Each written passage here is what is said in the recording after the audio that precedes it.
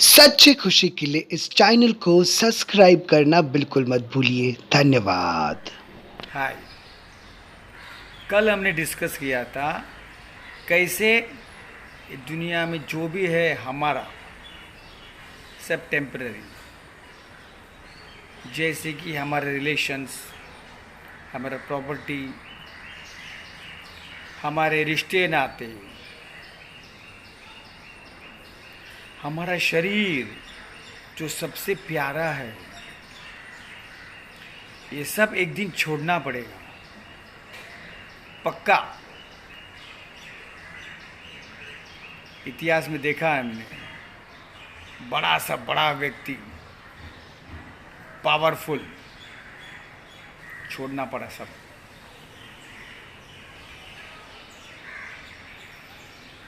लेकिन हम अंदर जो आत्मा है, जो ये शरीर से जो बोल रहा है, वो आत्मा वही है।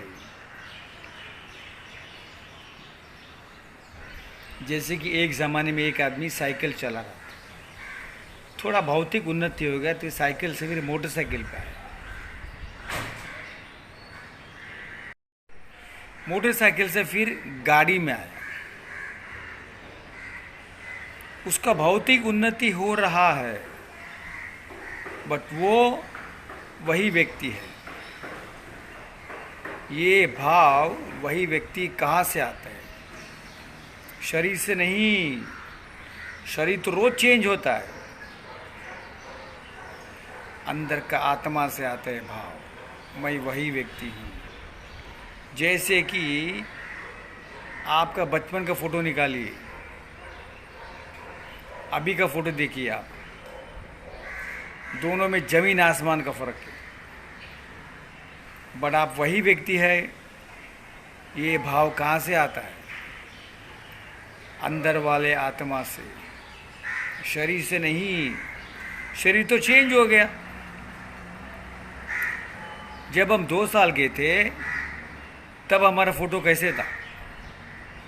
तब हम कैसे थे? अब हम बड़े हो गए, अब हमारा चेहरा कैसा है?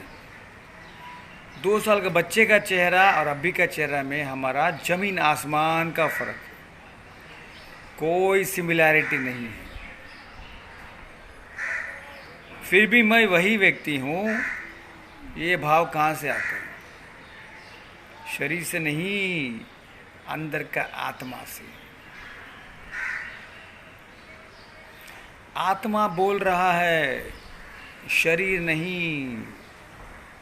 मान लीजिए एक माइक्रोफोन, स्पीकर लगा है और कोई तो ज़ोर ज़ोर से बोल रहा है, तो स्पीकर नहीं बोल रहा है, स्पीकर के पीछे एक व्यक्ति वो बोल रहा है।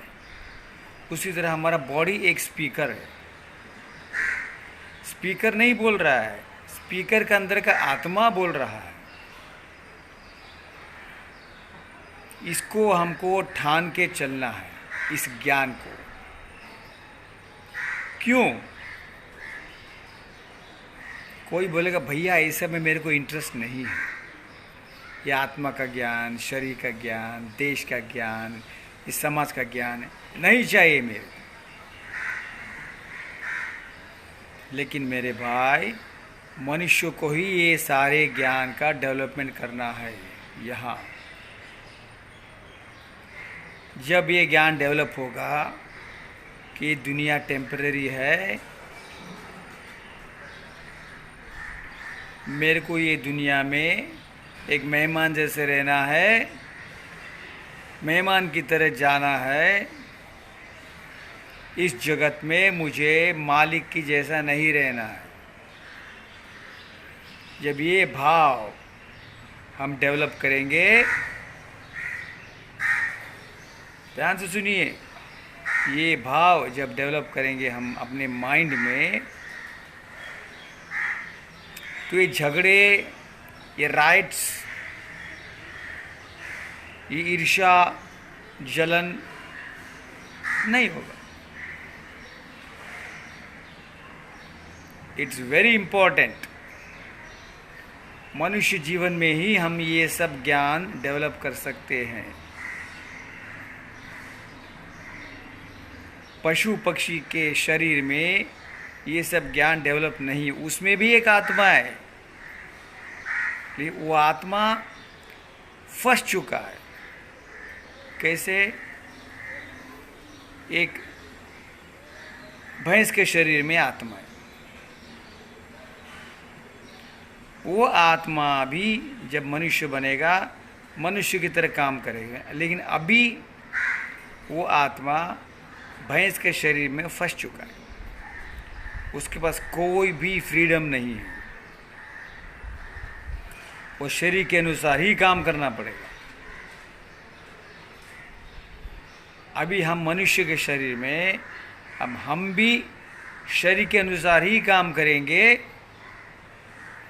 तो हमारे में और उस बैल में अंतर नहीं है। हमको थोड़ा ऊंचा काम करना है मनुष्य को, वो है ज्ञान का डेवलपमेंट करना है। Thank you so much. Please like my video, मेरे चैनल को सब्सक्राइब कीजिए और दुनिया को बांटिए। इससे बड़ा ज्ञान दुनिया में कोई नहीं।